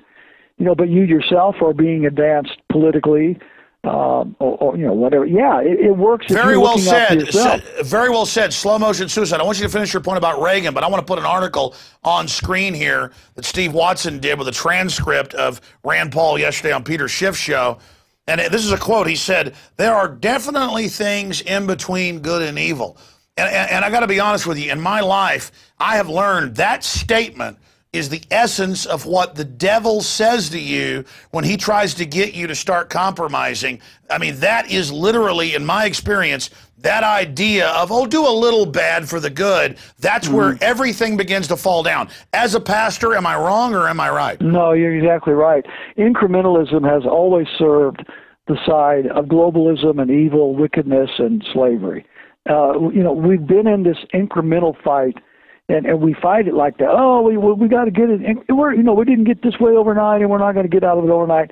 And that's just so much hooey. Every great exercise of revolution, and I'm not talking about necessarily violent revolution, but has been zero compromise. Every revolution has always been a dramatic, sudden, catastrophic kind of event. You don't get anywhere incrementally except going downward. If you're going to break the yoke of this chain that we're in, you're going to have to do it suddenly. You're going to have to do it violently, and you're going to have to do it in a manner in which you're unwilling to accept the compromises of the status quo, and you are demanding that people rise up for a cause and a principle of righteousness. And the people accept the call, they see it, they rise up, and they bring that restoration, whatever it is, to the culture, to the community. That's what we have to do, and that's what Ron Paul has championed, and that's why his movement is so large, and it's why that it's been so successful. Now, this is a very unfortunate tack that Rand has taken. You know, I think if he would have just maintained the conviction that his dad has maintained all through his career, and kept that same spirit about him, he would have been the no question heir apparent, and he would have received all of the following, the respect, the support of Ron's followers, plus the ones that he would naturally attract, being a younger guy, and you know, some of the people that would be attracted to Rand for whatever reasons would come on as well. But now he's going to alienate at least 50% of Ron's supporters. He's going to identify himself as someone who's not principled on the issues and is willing to compromise with the establishment. And whatever he gains out of it personally, the patriot movement, the freedom movement in America is going to suffer. And as you know, it's all an illusion. There is nothing personal. It's all what you gain for true liberty and freedom. And wow, what you just said, Pastor, is so incredibly powerful. And I just feel so sorry for Rand Paul because he had everything. I knew in my gut that if he just stayed the course, he was going to end up being president down the road. He was going to be such an important George Washington type person. But I looked at the man, I'd met with the man. I too said there was something almost too gentlemanly about him, that he was someone that just wanted to work with everyone. Well, you can't work with pure, concentrated evil. You can try to take people that are corrupt and weak because of, the flesh and change them. That's myself every day. But you're not going to change things that have given themselves over consciously to evil. And the idea that he believes you can compromise and get patted on the head by Mr. Flip-Flop, Mr. Abortion, Mr. New World Order, Mitt Romney, just shows bankruptcy in a fundamental judgment area. And it shows that, it's all the more sad because Rand Paul's clearly a good guy, that they've been deceived. And I'll tell you a story. I went to dinner Friday night with my dad. I never go out with my dad with dinner alone, but my mom was out of town and my wife had the kids, and so we were both getting off work late. I said, hey, let's go get dinner. So I meet my dad, and he walks right up to me. And I just said at the office at like 7 o'clock at night or 6 o'clock that I think this is a trap. I hadn't said this on air, but I want to get your take on this. I haven't said this yet. I said, I think this is a trap. They're so sophisticated at the globalist Mitt Romney level. They understand how humans work, how they operate. They've gotten these levels because they're good at it, that they convinced him he'd get the VP or was in the running. If he would just do this and work with them, they know it's going to really hurt the Paul brand name of No Compromise, Dr. No. They know Rand's real power is that he's the son, heir apparent to this, which humans instinctively know is important. If you got a good father, the son's probably going to be pretty good generally. And that, simply put, my dad said, I think they figured this out and are suckering Rand Paul. They've told him he's going to get all this great stuff and going to end up saving the liberty movement and doing all this, and that they're really his friends and that they agree with his point of view and that, oh, come on in, do this, and that they were really setting him up to partially cripple himself or destroy himself and hurt his father while at the same time giving power to Romney. And my dad was telling me this, and this is exactly what I'd said 30 minutes before to the crew. And in my final equation, I think that's what happened. And I said last Friday, and I said last Sunday, and today, I said if he doesn't reverse himself, it only gets worse. There's nothing wrong with clarifying, not even saying, hey, I'm wrong, but hey, let me clarify. But if their handlers come out and say, no, this is politics, you people are too stupid, it'll backfire even more. Now, that's a long rant describing what I just said, but Chuck Baldwin, what's your take on that? No, I think your dad's observation was spot on. I think that was great. This is what they do.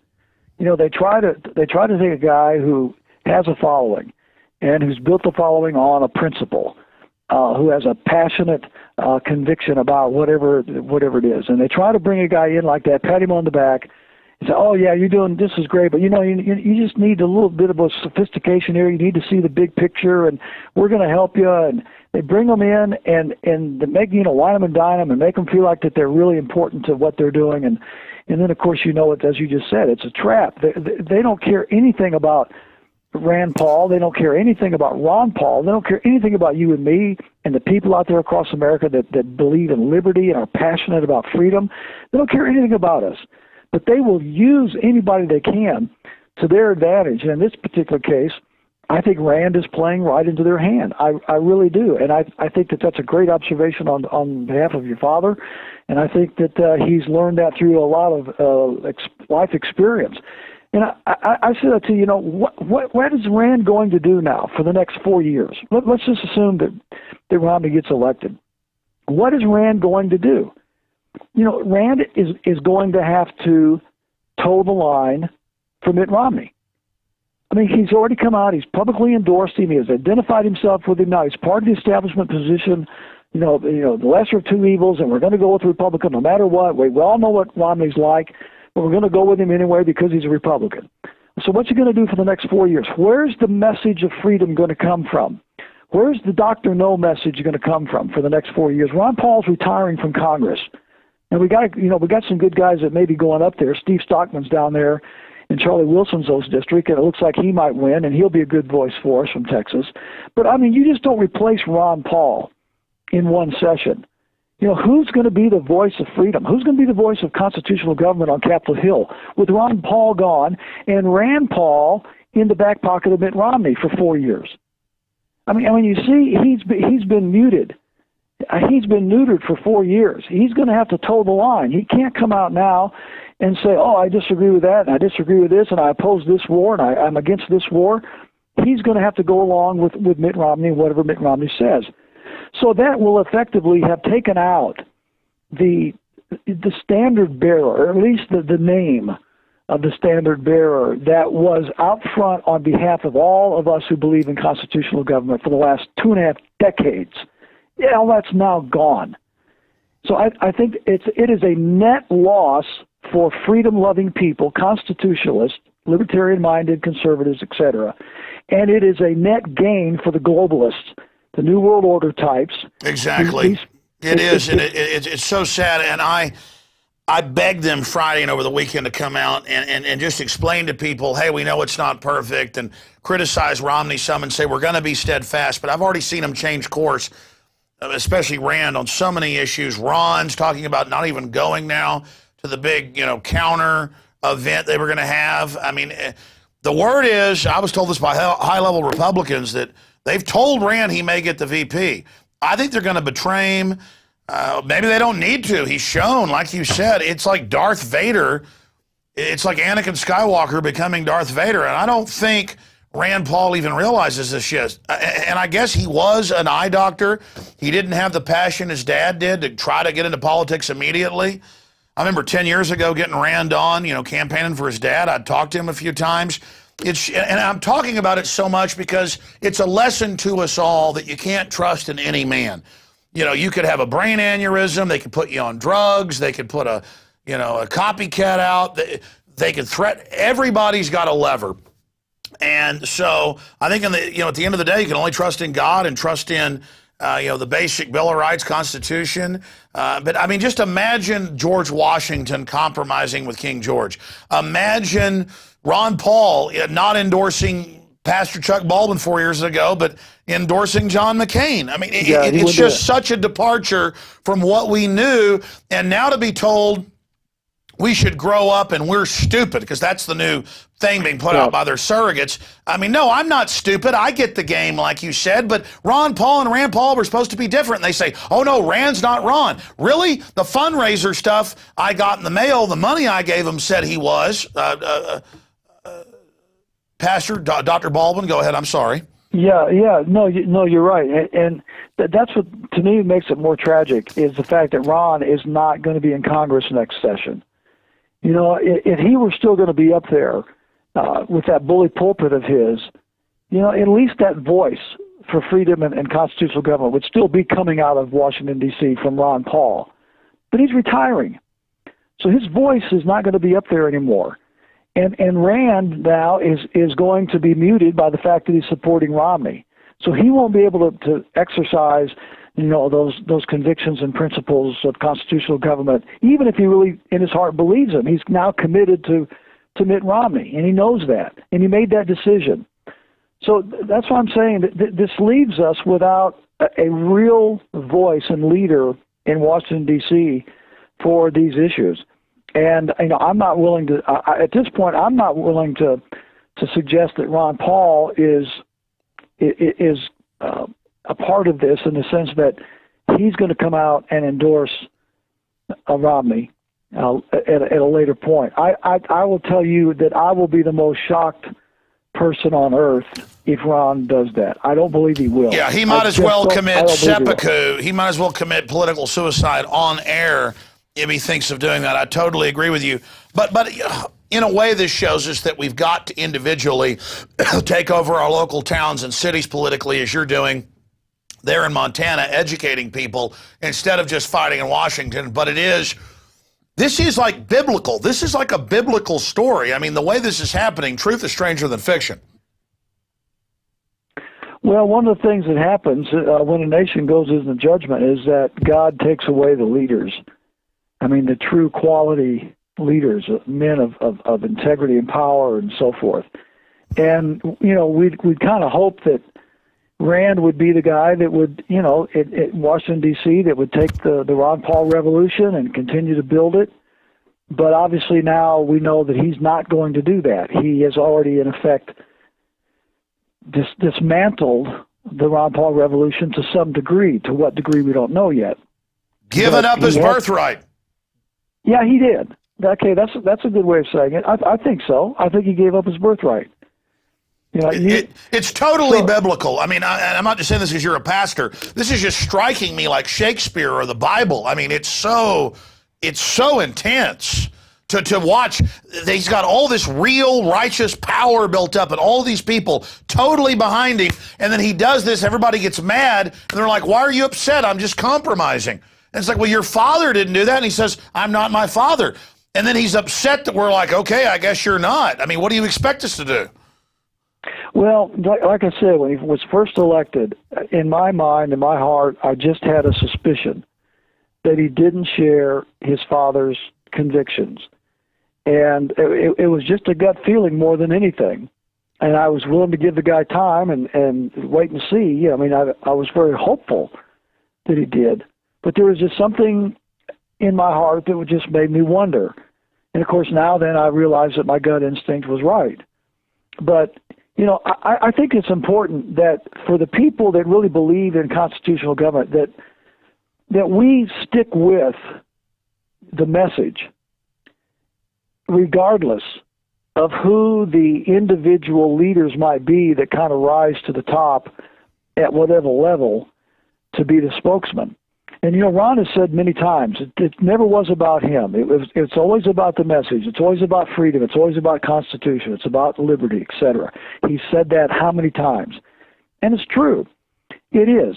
So, you know, we're now at a passing of the torch kind of era in our country.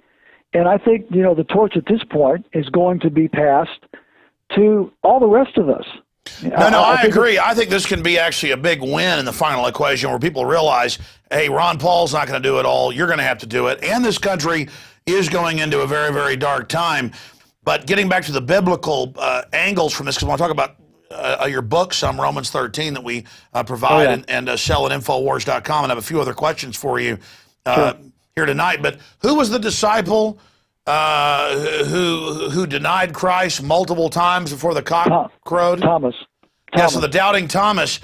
I mean, again, I hate to keep comparing it to that historically, but maybe Rand Paul is going to change. I mean, we don't know, and I think the pressure that we put on him or the points that we put in front of him may actually have an effect. But my gut does say that he really believes the decision he's made is the right one. I think you're right. I think he will stand by the decision he's made. I would not look for him to recant what he's done. So I think that part of it's been settled. When he made his decision, I think he knew what he was doing, and he was bound to stick with it. I don't see him recanting that decision in any shape, manner, or form. When you watch the Sean Hannity, at first he talks real slow, like he's about to jump off a cliff, and then you could tell he was not enjoying it, and that was worse. I mean, I say he's a good guy, and of course we're analyzing this, but I mean, he really hesitated. His body language was he didn't like saying that. It would have been better if he really believed it. I mean, do you agree with that statement? Well, you know, Alex, you know, when a guy says, does he really believe? I mean, he's done what he's done.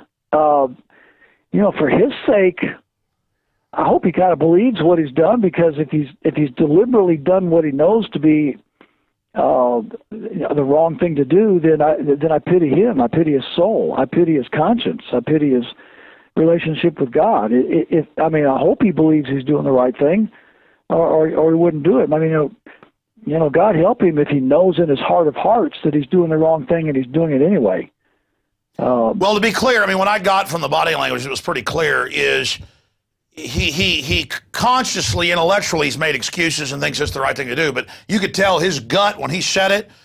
I mean, it was. I'm gonna endorse Mitt Romney. I mean, he could barely say it.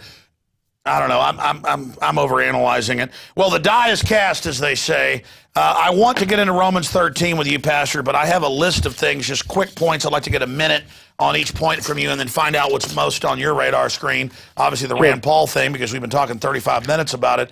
What do you make of the announcement of drones armed against us, NDAA, secret arrest, Congress being told the UN and NATO are in charge of our military? I mean, everything you talked about 15 years ago, I talked about 15 years ago, that G. Edward Griffin talked about 30, 40 years ago, Ron Paul talked about. I mean, it's all happening. All those old-timers that had accurately gauged what was going to happen, had the sources. It's really been proven, and even though I knew it intellectually, to watch it all coming to pass, to watch the world government being announced, I mean, these are amazing times. So what's your view of the world right now on those points I just brought up?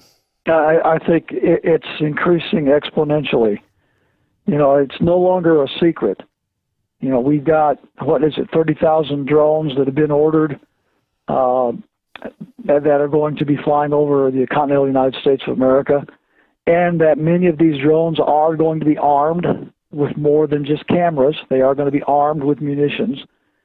I mean, we've got the NDAA still in effect, even after a federal judge in New York ruled that the indefinite detention provision of NDAA is not constitutional. In spite of that, the Congress, the very next day, went ahead and reauthorized NDAA for the year 13 and included the indefinite detention provision of NDAA. That was after a federal judge in New York City ruled the day before that that provision was not constitutional. The Congress turns right around the very next day and reintroduces it to NDAA 13.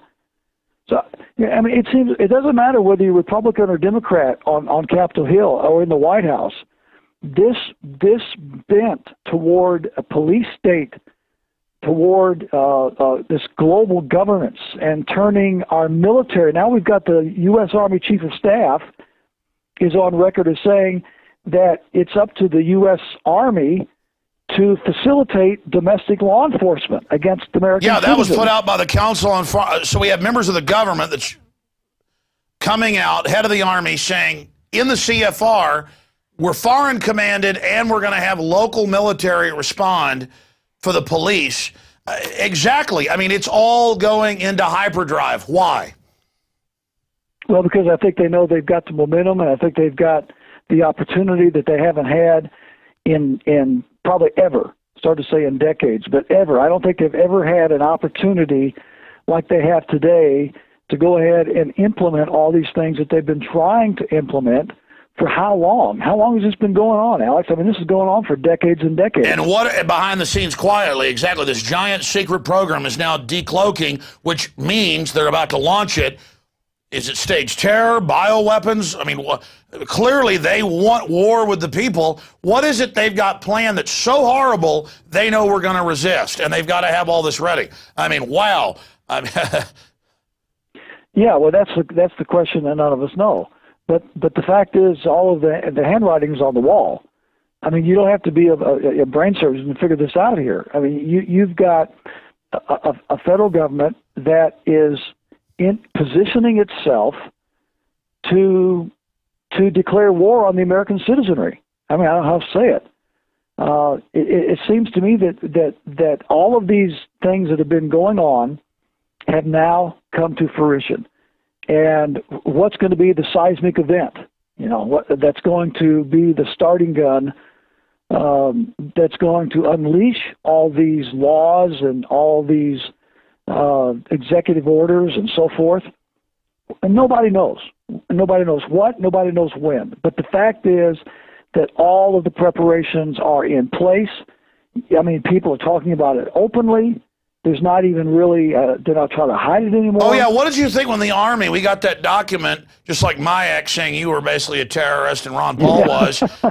People didn't believe it for a week till the government admitted it. We got the Army document saying re-education camps for political dissidents in America and how to isolate us. And then the Army came out a week later and said, yeah, that's ours.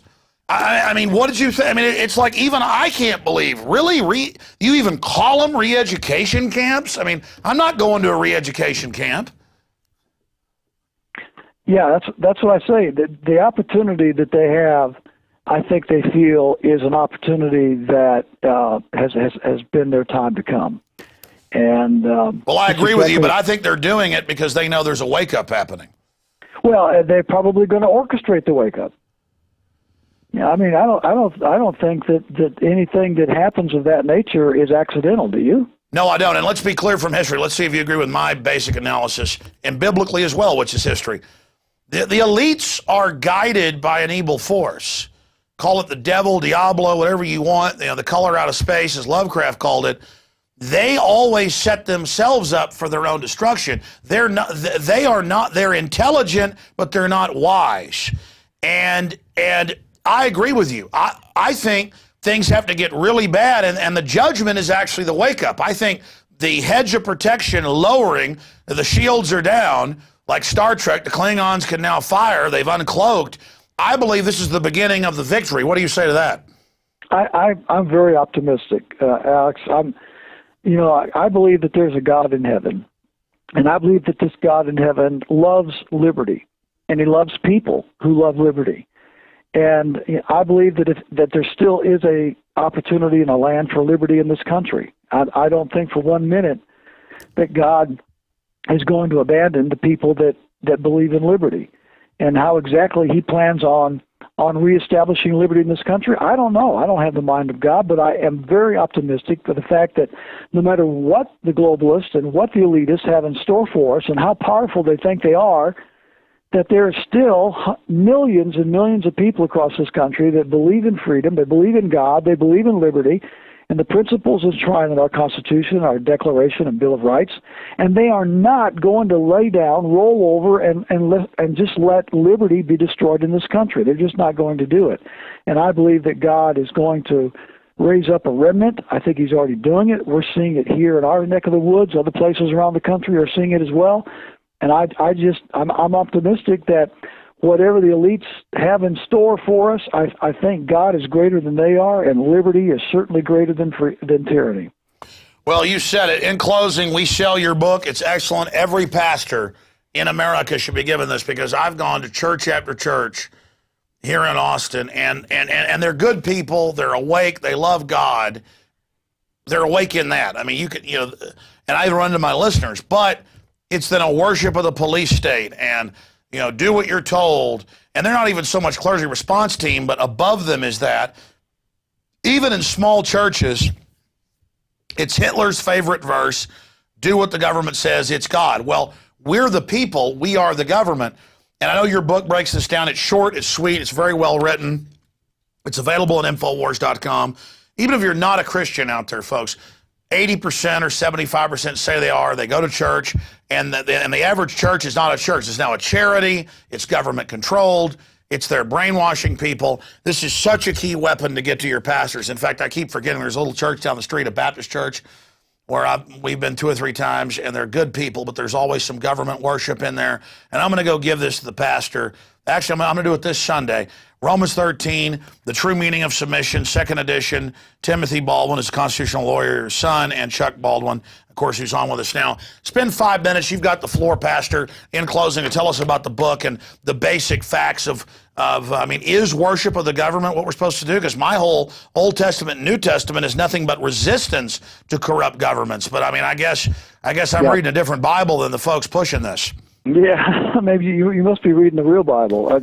If you were to take out all the examples in both Testaments of the men and women who resisted civil authority because that civil authority trampled upon their convictions as people of God, you would probably eliminate 3/4 of the Bible. Most of the examples of Scripture relative to the men and women of Scripture relate to the resistance to civil government in one form or another. So that's the history of Christianity. It's the history of America. I get really perturbed at these pastors who say on the one hand that the founding fathers were, illegal and criminal whenever they revolted against the crown and fought our war for independence on the one hand, and then every July 4th they'll have these patriotic services in their churches and extol the virtues of the United States of America and the founding fathers for bringing this country into existence. On the other hand, I mean, you can't have it both ways, and that's exactly what they try to do.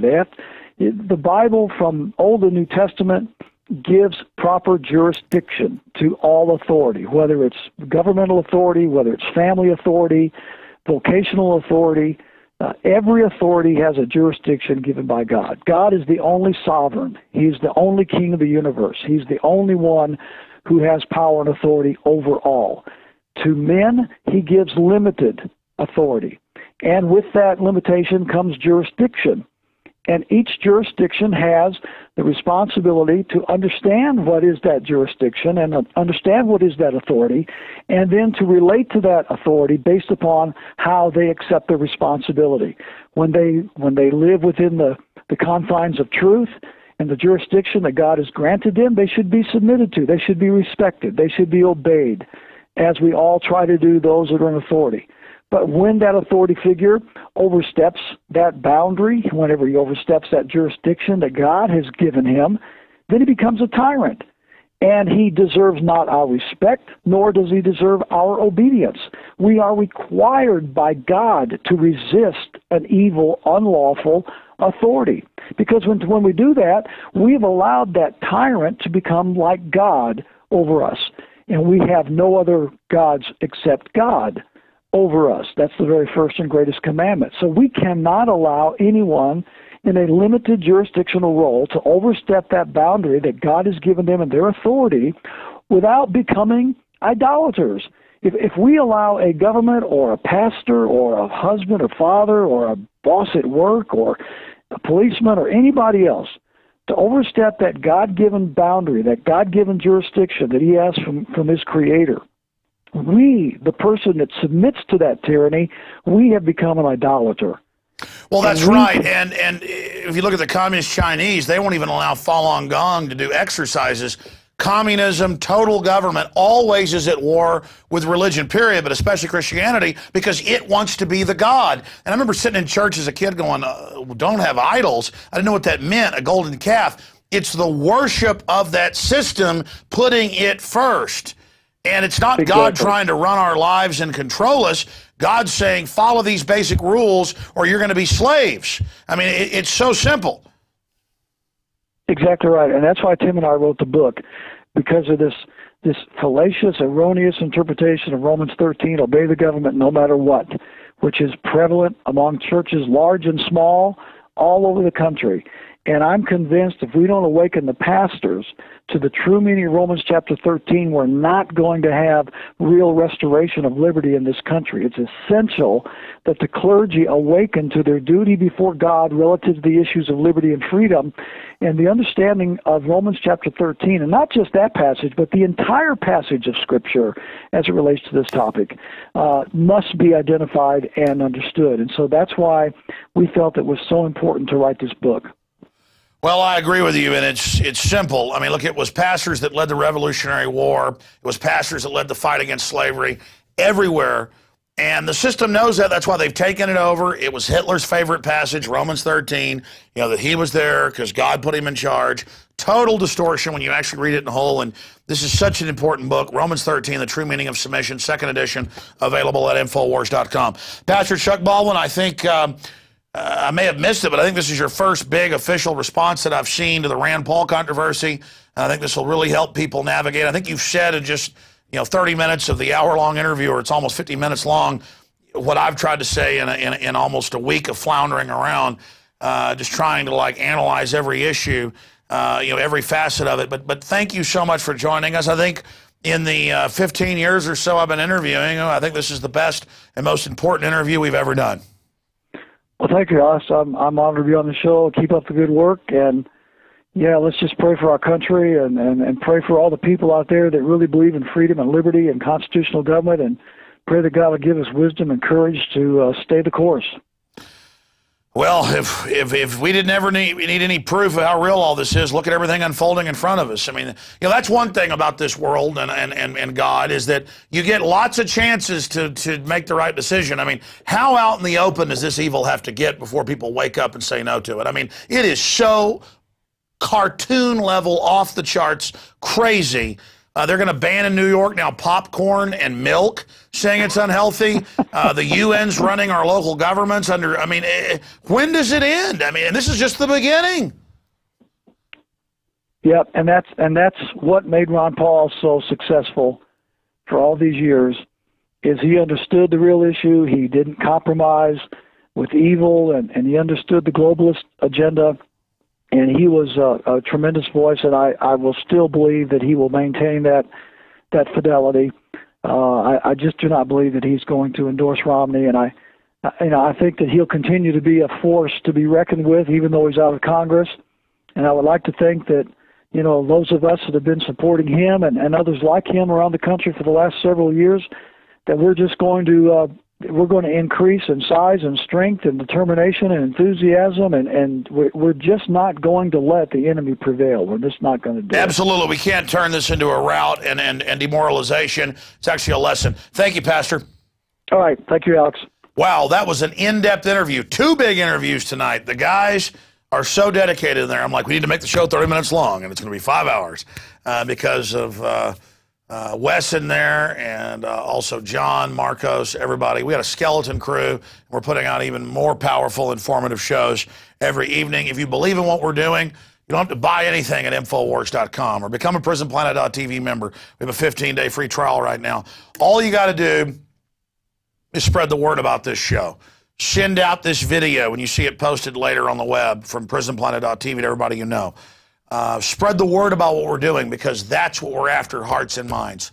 I just want to get people to think for themselves. And look, if you're turned off by having a pastor on here that Ron Paul endorsed for president 4 years ago, that's your problem. The ideas of liberty are transcendent across the board. And this country was founded on these principles. And if you wonder why Christians support war and tyranny and the police state, it's because they're not even following what's in the Bible. They're following what these sold-out globalist preachers are telling them, and that's why this book is so important. So please support us. Get the book, Romans 13, at Infowars.com. But more importantly, get it and give it to your local pastor. Even if it's not your church, go give it to preachers. And please spread the word about what we're doing, because we are busting our butts on this worthy cause. Wild horses couldn't drag me away. All right, I'm Alex Jones signing off from the front lines of the Info War, another expanded edition. Sometimes this TV show is a little better than a radio show. This thing's got a fraction of the audience. So, again, help this message get out to everyone. All right, that's it. You know I run on. That's why I'm a talk show host. Hey, that guy ought to have a radio show. He never shuts up. That's it, ladies and gentlemen. We'll see you, Lord willing, back tomorrow night and back on the radio, 12 noon Eastern, Infowars.com and PrisonPlanet.tv. Romans 13, Hitler's favorite passage. Find out why.